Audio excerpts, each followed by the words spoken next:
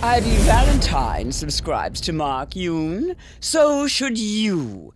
Enjoy your treat! Timelines, as many of you know, could be a very, very tricky thing. But what's even more tricky than that is multiverses.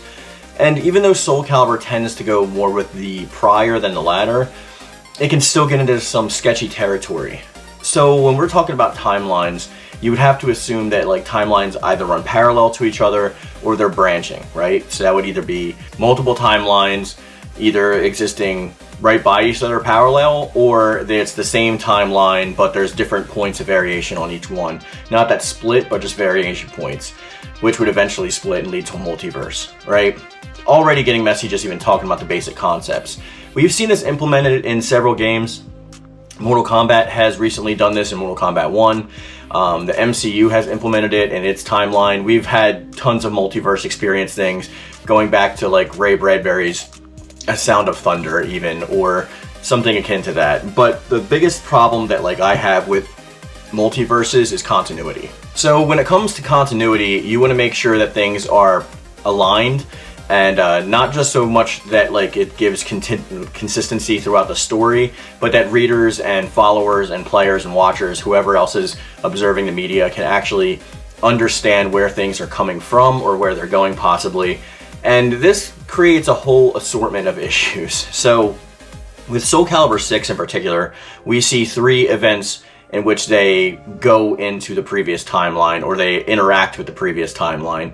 The first thing being we get Soulcalibur 4's Cassandra, who had been lost in the astral chaos and came out kind of insane, interacting with this timeline's new version of Cassandra. And we have Zasalamel, who is immortal, warning himself about prior events, setting him down a different path than he actually went through on the last timeline. There's a couple other little things here and there. Some slight variations, like Amy becoming Viola, let's say through means of Aswell, as opposed to how it was done before, things like that. But the bigger the issue, the bigger the problem. And a lot of the small issues can sometimes lead to bigger issues, and it just makes things sloppy and messy. And usually that's when writers will write themselves into a corner, because it's not even necessarily the skill of the writer. Sometimes these things can be so lost in convolution or backed up by some kind of mainstream science or some kind of even theoretical science, such as like string theory.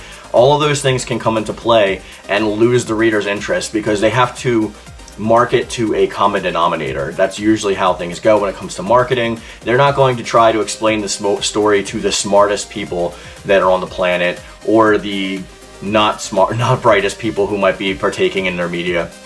They want the average common denominator, and they will focus group these things, which means that they will test storylines in front of a random group of people and judge them based on what they actually said in reference. Oftentimes these focus groups are paid, and they will literally like go through and tell whoever is conducting the focus group assignment, because it's usually a third party, not the devs themselves, that they like this, they don't like this, or like what to keep, what to stay. And they'll see a general consensus among them about what they need to go, direction they need to go in order to succeed in telling their story. Branching timelines enough, like I said, is crazy enough, because when you have this realm of the astral chaos, right, you have this complete, it's chaotic in nature. We see this through the fact that Cassandra was like lost in it for like seemingly, like we have no idea how long time exists for in there, because time and space works differently in the astral chaos. It also opens portals in which they explain the guest characters in Libra of Soul. So Geralt coming through the portal is coming from the astral chaos, which he's not even from this universe. So the astral chaos seemingly just bringing people in from any which way or sending people from any which way and not really having much of a rhyme or reason, or at least that's how it's explained. And even these portals being somewhat randomized. Even we see this in Libra of Souls mode, where if you're actually unlocking the portals, you can get people's creative characters from online that they've uploaded in your game and fight against them. It's just regular real people's creative characters that they've uploaded, and you battle against them with your creative character, and it's kind of wild, but it shows the proof of like, they're not in your timeline specifically, they're in another timeline. Like, they're experiencing the game through a different lens, you know what I mean? So it's a completely weird scenario that goes in there, and yes, Libra of Souls is canon. So going through all this, bar none withstanding the logic of it all, some things that get lost in the weeds are the details like we were talking about. So Mortal Kombat 1, for example, I don't want to harp on it too much because like it didn't have a lot of time to cook in the oven, but Mortal Kombat 1 storyline sees like, spoiler alert if you haven't beaten the story, these I guess Titan versions, variations. Okay, so in Mortal Kombat 11 Aftermath, we have Kronika being defeated and the Time Crystal coming to the possession of whoever defeated them, depending on which ending you got. That either being Titan Shang Tsung or Titan Liu Kang. So depending on which one that you got, that's who actually was the one who was able to recreate the universe in their image. And you actually see the Shang Tsung from Aftermath come into this timeline, saying that he wants to destroy all the timelines that exist out there and merge them into his own so that his is the only one with the ultimate power. And they both open these portals and summon a wide variety of characters from both from the multiverse, pretty much. We have all these Titan versions of characters that defeated Kronika in their timeline. We have like all these like characters that like you would see different versions of. Like we have the Combat Kids, but they're evil. There's like a lot going on there. And if you're lost just following that, then trust me, I'm with you, and that's why timelines are extremely messy and hard to pull off. The best way to go about this is the easiest way, which is simplicity. You give yourself basic rules that your universe has to follow, and that's just the way that it writes. So even with something as ignominious as like the Astral Chaos, you need to have rules for it. Like it needs a certain amount of energy to open a portal, and that way it opens to the chaos or something like that. Not just random portals popping up here and there can bring whoever they want to bring in. I was even talking about in the last video, like what if they brought back Amy from another timeline to have her alongside Viola in this timeline? Why would we want to watch something that doesn't matter? Biggest gripe that I have as a Dragon Ball fan from growing up and like watching it throughout the 80s and whatnot is none of this matters if one of the heroes could just gather the Dragon Balls and bring them all back. This is the biggest complaint of the universe of power, right? We had this like large overarching goal of like having the best universe like succeed until like Goku pretty much tells Zamasu like, hey yeah, bring back the other universes, and they just do. When you don't have something to fight for, you kind of lose the entire battle and you lose the attention span of the audience. For example, not knowing what happened to Cassandra and seeing her version come through and speak to herself, it was sad because she was like almost nuts and she went mad and didn't know like even know who she was or whatever. Couldn't even recognize Cassandra for who she was. And you as a player are like, wow, that's really interesting. But then like you start to think about that and you walk that down the line and you're like, well, what else does this have in store? What else could they potentially do with this? And you have two options of either opening yourselves up for a great story or shutting the story down and having to reboot again because you just run into so much insane calamity that like you can't go on a normal day with the characters if they win or not. That's what I hope does not happen with the story. Now the narration has been pretty good from season 2 onward with setting up a good cognitive story for us to follow, but I'm still just worried about the little elements that they have with the Astral Chaos in the background and these multiple timelines. Because I would have been more comfortable if they outright said the last timeline was destroyed. Even if it was destroyed, it possibly could have been destroyed and not go on after the Algol situation. But whether or not the old timeline still exists or not causes problems for this timeline. You have like a completely different set of events that go in completely different directions and tell completely different stories, and you stop caring which one they're actually talking about.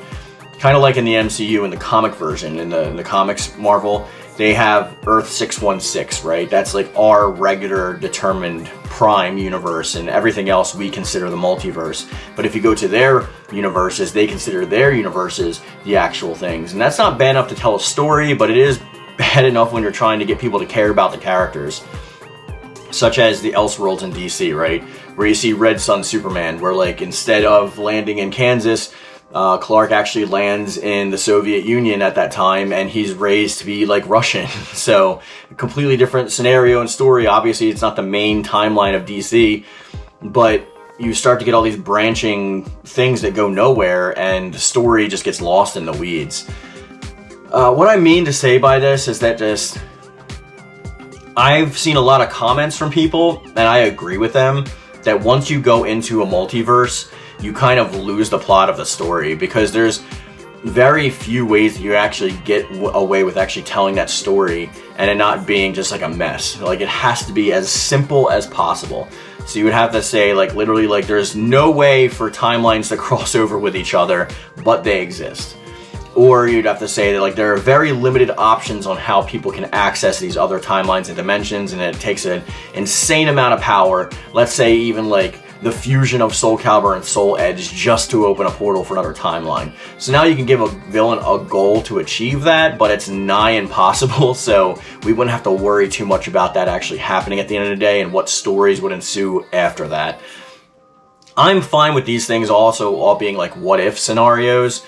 Like if we had a what-if campaign that was like a third campaign after Soul Chronicles, of course, telling us like, this character does this in this universe and you get to play through that. That's kind of interesting, even though like I'd rather still stick to like the regular narration of like the characters that we're actually trying to follow. But none of that like really matters. My whole point of making this video was just to say that like I think that timelines are extremely delicate to handle from a writing standpoint, and I don't want Soulcalibur to go down that road. Like, I really don't.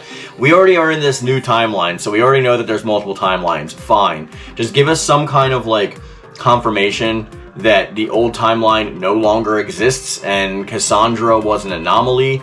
And that way we can go forward knowing that, like, this is the only timeline we have to care about and we have to really worry about it. Oh, the third thing I was talking about, by the way, is, like, at the end of Season 2, spoiler alert if you haven't played it yet, Algol is literally talking to, like, Ishka Acht, so he no longer has his body and he's lost in the astral chaos, his like soul is, and he's like literally trying to come into this timeline. So there's three things that majorly point to linking this timeline to the old one, and I'd rather them start it fresh and just told a whole new story, which they somewhat did, but I don't know, that's just my concern of where the narration would be going, but I think I have enough faith in them to actually portray it properly. I'm not sure, just based on the trust I have with them from the narration from Season 2. There were some messy stuff in the main game of Soulcalibur 6, so let's just see where that goes from here. Anyway, I want to hear your thoughts about this in the comment section down below, and I will be hosting another poll at the end of this video in the community tab so that you can vote on what you think about timelines. But before we let go, I want to actually go over the last poll from the last video, in which I said, in Soulcalibur 7, how would you want them to handle Amy? 9% of people said they just want Amy playable. 22% of people said they want Amy/Viola, meaning that like they share one character slot and you can switch between them. 6% of people said Viola only, which was the lowest amount of people, and 62% of people said they want both of them as separate characters, which is the overwhelming majority. This is out of a pool of 281 votes, in which I would have to agree that I would like to see both of them. If you want to see what I'm talking about, go click on the last video. You'll see at the end screen of this video, and you can kind of go over where I want to see characters like Amy and Viola to be handled in this new timeline. Any and all thoughts are always welcome in the comment section down below, guys. Also, on the end card, you will be hearing my new track. It is called Soulfire. You can download it for free in the Mark's Mix tab on my Discord, which you can find a link in the description box down below, or you can feel free to listen to it or download it from SoundCloud. And I hope you enjoy it. And until next time, guys, I love it. Thank you. And thank you.